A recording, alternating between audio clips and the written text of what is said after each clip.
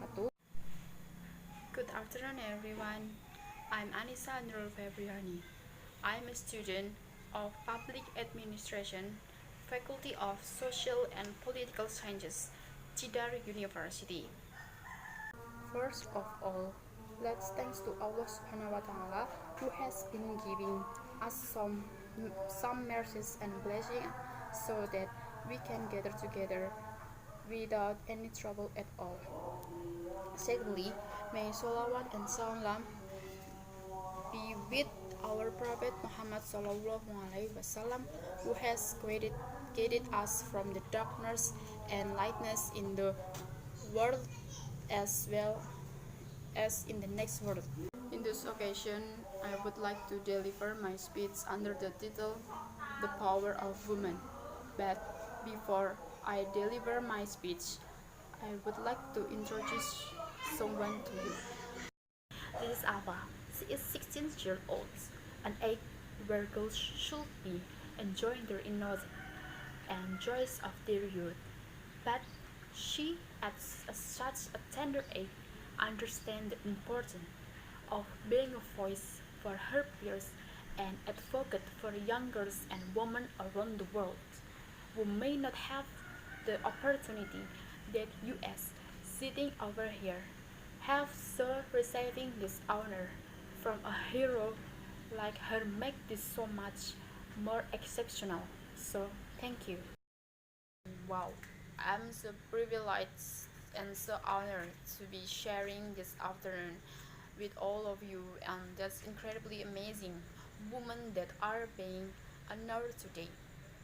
I'd like to extend my congratulations to each one of you, Michelle, Kelly, Betty, and all 50 women that have been included in the impact report. Your achievement not just inspire me but also so many others to work harder, to be better, and to make a dent whenever we can. So I'm very proud to be standing alongside of you.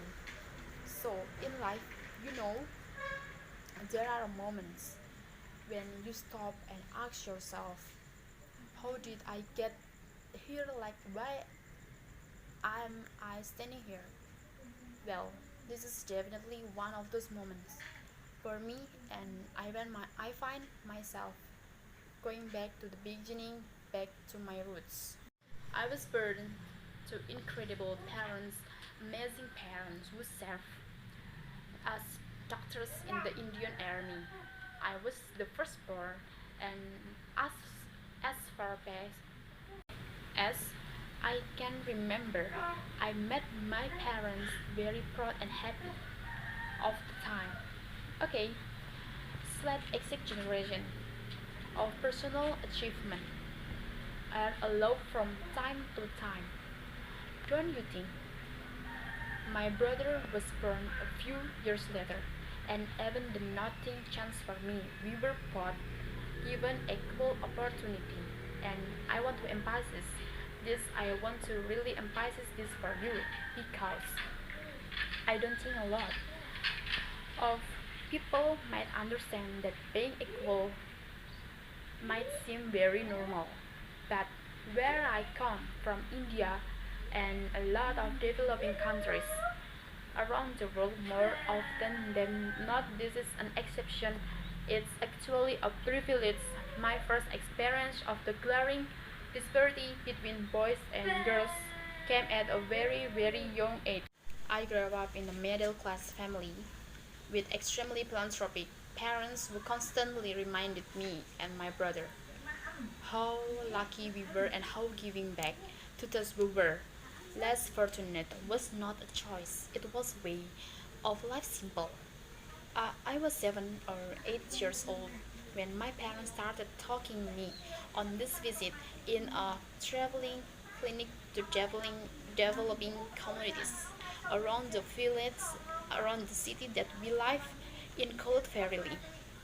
We were parked in the Dodge's ambulance, and my parents would provide free medical care to people who couldn't afford it. My job at the age of it was assistant pharmacist, so I would count all the medicine, put them in an envelope, and give it out to patient. And I really took my job very seriously, very seriously. But the more I went on this expedition, the more I began to notice the simple thing that distinguished a boy from a girl or a man from a woman. For example, girls were pulled out of school when they hit puberty because they were considered ready for marriage and babies. That's 12 and 13. The boys still enjoy their childhood or basic human rights, such as healthcare, were denied just because they were women. Let's call this wool experience trigger number one. For me, fast forward a few years and many triggers in between, like a producer, director.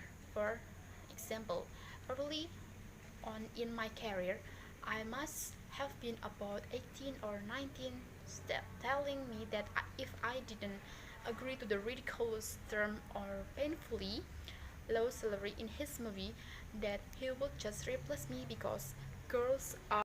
That was a memorable one, made me decided to make myself irreplaceable.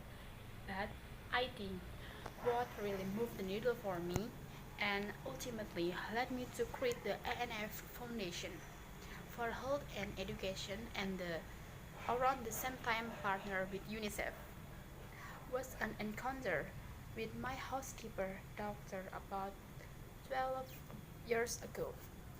I came home from set early one day and she was sitting in my library reading a book, and she must have been 8 or 9 years old, and I know she loved reading a book. So I asked her, I was like this.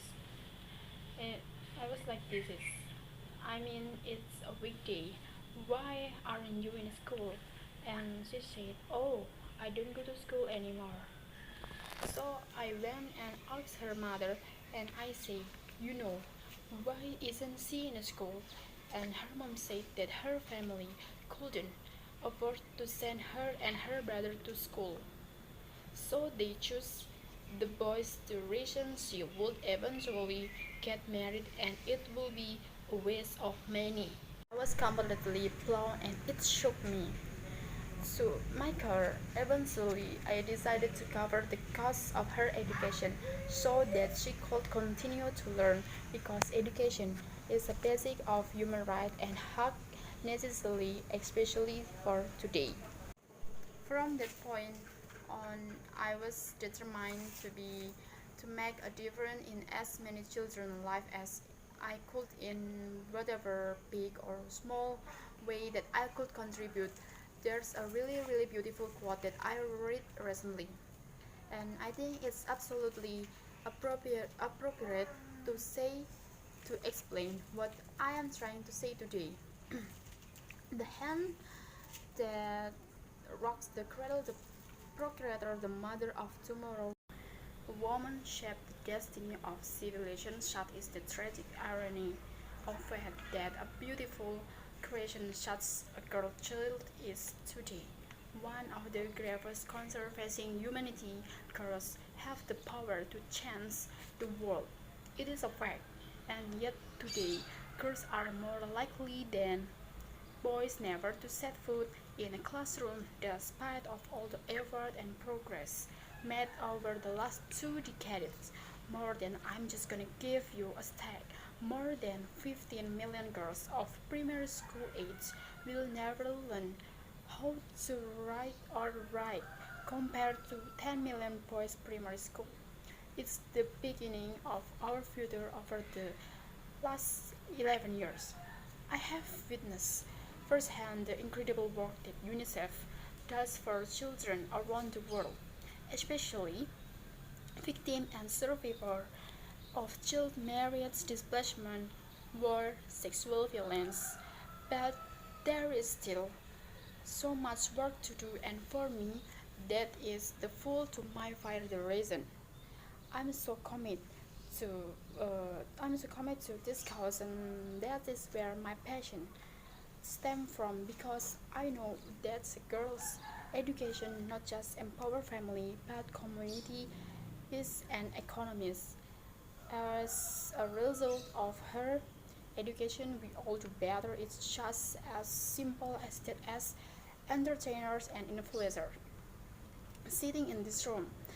I feel that it's our social responsibility to be a voice for the voiceless, which is why I applaud each and every woman in this room for being such a badass, for using your platform and your voice to contribute to change, and for ensuring that there is not even one lost generation. As long as we are alive, I'd like to thank Variety and all of you for encouraging me and all of us in this room to keep going and fighting. This is the end of my speech today. I hope we can take a good lesson from what I delivered today. I ask for forgiveness for any words and behavior which are not supposed to be. Thanks for your kind attention. Wassalamualaikum warahmatullahi wabarakatuh.